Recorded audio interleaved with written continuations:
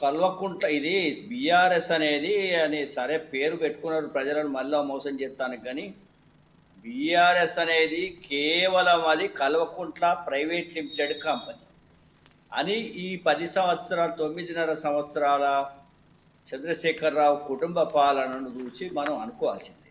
ప్రజలు కూడా అనుకున్నారు. అందుకే వాళ్ళకు అలా 39 సీట్లు ఏదో పైసలు ఖర్చు పెడితే ఇచ్చిండ్రు. తర్వాత పార్లమెంట్లో 100 కోట్లు పెట్టినా కానీ వాళ్ళందరూ కూడా జీరో వచ్చింది. ఇద్దరికి మాత్రమే రెండవ స్థానంలో ఉన్న అభ్యర్థులు, మిగిలిన వాళ్ళు చాలామంది డిపాజిట్లు కోల్పోయిన అభ్యర్థులంతా. రెండవది ఏంటంటే ఈ కల్వకుంట్ల కుటుంబానికి అసలు చట్టం మీద వాళ్ళకు విశ్వాసమే లేదు, కాన్స్టిట్యూషన్ మీద విశ్వాసం లేదు, ప్రజాస్వామ్యం మీద విశ్వాసం లేదు. ఇట్లీటికి సామాజిక న్యాయం అనేది వాళ్ళ డిక్షనరీలో లేదు. సామాజిక న్యాయం అంటే ఒకే కులం వాళ్ళకు లేదో 2-3 కులాలకు మాత్రమే అది ఈ రాష్ట్రం యొక్క వనరులు, అధికారము, అది అన్ని రకాల ఆధిపత్యం వాళ్ళకు ఉండాలనేటువంటి అంశాన్ని 9.5 సంవత్సరాల్లో ప్రజల మీద రుద్దిందనేది మనం చూసినాం. కాబట్టి అలా ఏదో మళ్ళీ ఎన్నికలు వస్తాయి, ఉప ఎన్నికలు వస్తాయి కావచ్చు. వస్తే ఏమవుతుంది, మళ్ళీ మీకు గుండుసున్నే వస్తుంది. ఎందుకంటే మొన్ననే గుండుసున్న పెట్టింది కూడా మీరు మర్చిపోతున్నారు.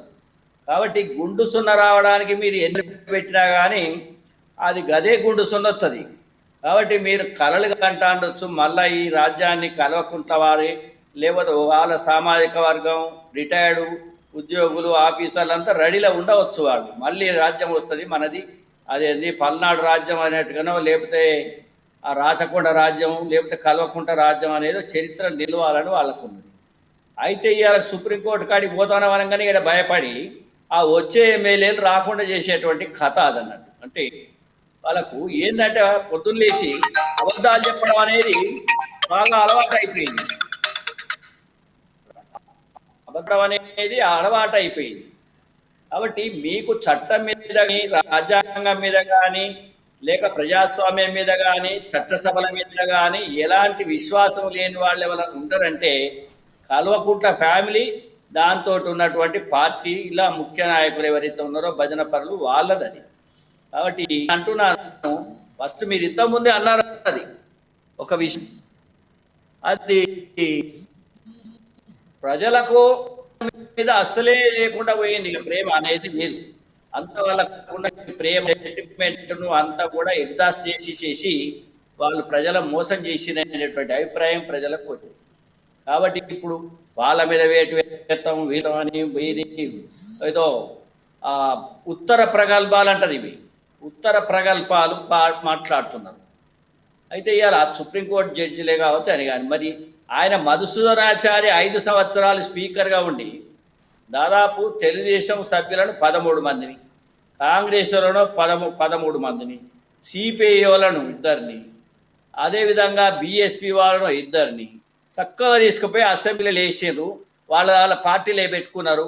అదే స్పీకర్కు ఎన్నోసార్లు వివరణ ఇచ్చినా ఆ స్పీకర్ ఇవాళ ఇది మధుసూదనాచారి ఎవరైతే ఉన్నారో ఇవాళ సామాజిక న్యాయాన్ని తిరుగుతాడు. ఆయన కూడా ఆయన ఎన్నడూ మాట్లాడలేదు.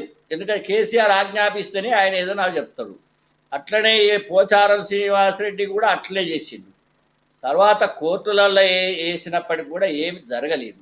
కోర్టుల మీద ఇవాళ వీళ్ళకు నమ్మకం అనిపిస్తుంది, అట్లనే చట్టం మీద నమ్మకం అనిపిస్తుంది. పర్వర్ పోయే వరకు అధికారం పోయేసరికి వీళ్ళకు విపరీతమైన నమ్మకం వచ్చింది. వాటి మీద ప్రజల మీద అసలే నమ్మకం లేదు, ఓటర్ల మీద నమ్మకం లేదు, బీసీల మీద నమ్మకం లేదు.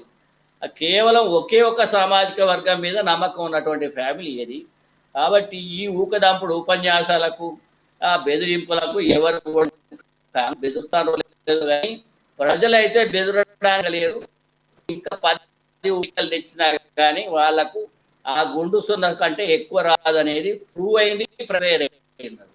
ఎందుకంటే వాళ్ళు అన్ని వర్గాల ప్రజలను ఎక్సెప్ట్ వాళ్ళ వర్గం తప్ప అందరినీ కూడా మోసగించింది అనేటువంటి పేరు మూట కట్టుకొని ఉన్నారు. కాబట్టి ఆ కల్వకుంట్ల వాళ్ళు ఎన్ని చేసినా ఒక్కరో ఇప్పుడు ఆల్రెడీ జైల్లో ఉన్నారు. ఇంకా చాలా మంది జైలు వాళ్ళు అర్హత కలిగిన వాళ్ళు చాలా మంది ఉన్నారు. తిహార్ జైల్లోనే ఉండవలసిన వాళ్ళు ఉన్నారు. కాబట్టి ఇప్పటికైనా వాళ్ళు జ్ఞానోదయం తెచ్చుకొని ఈ 5 సంవత్సరాలు ప్రజల ఇష్యూ మీద మాట్లాడుకుంటూ అది మళ్ళా ఇంకా అహంకారపూరితంగా లేకుంటే అందులో ఉన్న మిగిలిన ఇతర నాయకులు కనీసం కల్వకుంట్లోలం పక్క పెట్టి మిగిలిన వాళ్ళని ఎదిగి ఒక పార్టీ పెట్టుకుంటే ఎవరు వద్దన్నారు. ప్రజాస్వామ్యంలో కానీ ఈ రాజ్యాంగ ప్రకారం వాళ్ళకు నమ్మకం లేకున్నా కానీ ప్రజలకు నమ్మకం ఉన్నది. ప్రజలకు దాని మీద ఒక అది ప్రజలకు వాళ్ళ మీద నమ్మకం లేకున్నా ఈ రాజ్యాంగం మీద నమ్మకం ఉంది కాబట్టి ఎవరైనా రాజకీయం చేయొచ్చు. కానీ కల్వకు రాజకీయం చేయడం, ఆఖరికి నేను అసెంబ్లీలో కూడా మళ్ళీ ఆయన కొడుకును ఆయన అల్లును ముందర పెట్టి నా మాట్లాడిస్తాను. అలా వాళ్ళు ఎమ్మెల్యేలుగా ఈ పార్టీలో చేరిన సబితా ఇంద్రారెడ్డికి మంత్రి పదవి ఇస్తారు, తలసాని శ్రీనివాస్ యాదవ్కి మంత్రి పదవి ఇస్తారు, ఆయన ఇంద్రకరణ్ రెడ్డికి మంత్రి పదవి ఇస్తారు. సిగ్గు శరము లజ్జ ఉన్నవాడు ఎవడైనా నేను చట్టం ఇది వీళ్ళ మీద కేసు ఎత్తానని చెప్తే మన తెలంగాణ వాళ్ళు ఏం చేస్తారో తెలుసు. మీకు తప్పు చేసిన వానికి ఎట్లా దండిస్తారో తెలుసు. బాయికాడలు వెళ్ళి అయితే ఎట్లా తిడతారో వాళ్ళు మీకు తెలుసు.